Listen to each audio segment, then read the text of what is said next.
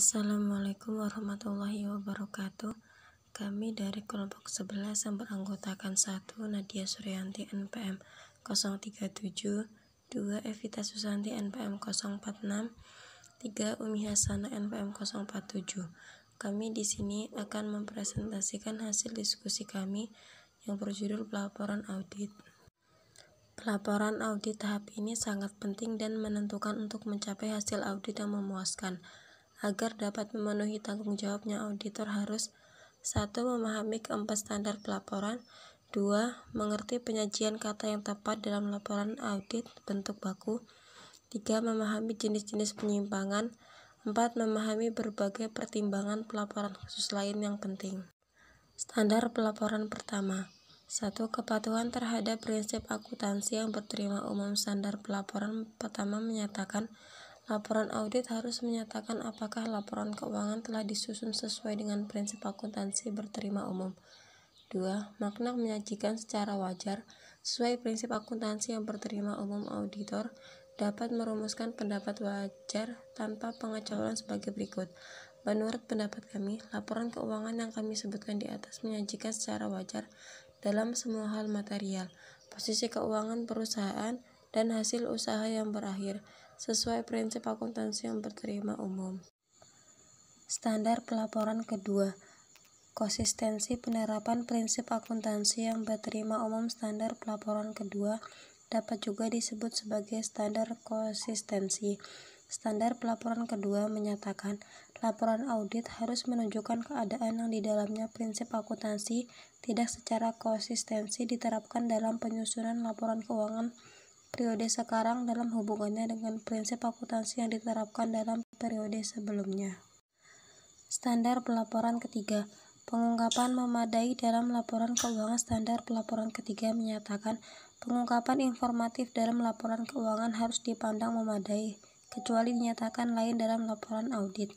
Standar pelaporan keempat, pengaitan nama auditor dengan laporan keuangan. Standar pelaporan keempat menyatakan laporan audit harus memuat suatu pernyataan pendapat mengenai laporan keuangan secara keseluruhan atau suatu asersi bahwa pernyataan demikian tidak dapat diberikan. Jika pendapat secara keseluruhan tidak dapat diberikan, maka alasannya harus dinyatakan. Dalam semua hal yang nama auditor dikaitkan dengan laporan keuangan, laporan audit harus memuat petunjuk yang jelas mengenai sifat pekerjaan auditor, jika ada, dan tingkat tanggung jawab yang dipikulnya. Laporan audit atas laporan keuangan auditan.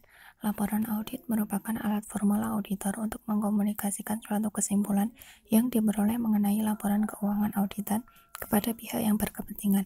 Auditor harus memenuhi keempat standar pelaporan di dalam membuat dan mengeluarkan laporan audit.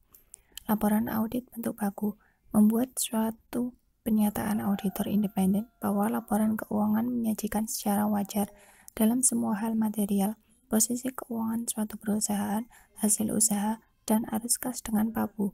Unsur pokok laporan audit bentuk baku adalah sebagai berikut. Yang pertama ada judul laporan yang berbunyi laporan auditor independen. Kemudian ada pihak yang dituju, ada paragraf pengantar, paragraf lingkup audit, paragraf pendapatan, tanda tangan auditor, nama, dan nomor registrasi negara auditor, dan juga tanggal. Penyimpangan dari laporan audit bentuk baku dapat dibagi menjadi dua kategori. Yang pertama ada penambahan bahasa penjelasan dalam laporan audit baku yang diberikan pendapat wajar tanpa pengecualian. Kemudian yang kedua ada pernyataan pendapat selain pendapat wajar tanpa pengecualian. Jenis pendapat auditor ada 5. Yang pertama ada pendapat wajar tanpa pengecualian. Kemudian ada pendapat wajar tanpa pengecualian dengan tambahan bahasa penjelasan. Yang ketiga ada pendapat wajar dengan pengecualian. Yang keempat ada pendapat tidak wajar. Yang kelima ada pernyataan tidak memberikan pendapat. Untuk faktor tertentu pertimbangan pelaporan, bagian audit dilaksanakan oleh auditor independen lain. Informasi lain dalam dokumen yang berisi laporan keuangan auditan, pelaporan atas laporan keuangan ringkasan, dan data keuangan pilihan. Sekian video yang dapat kami paparkan. Semoga bermanfaat. Wassalamualaikum warahmatullahi wabarakatuh.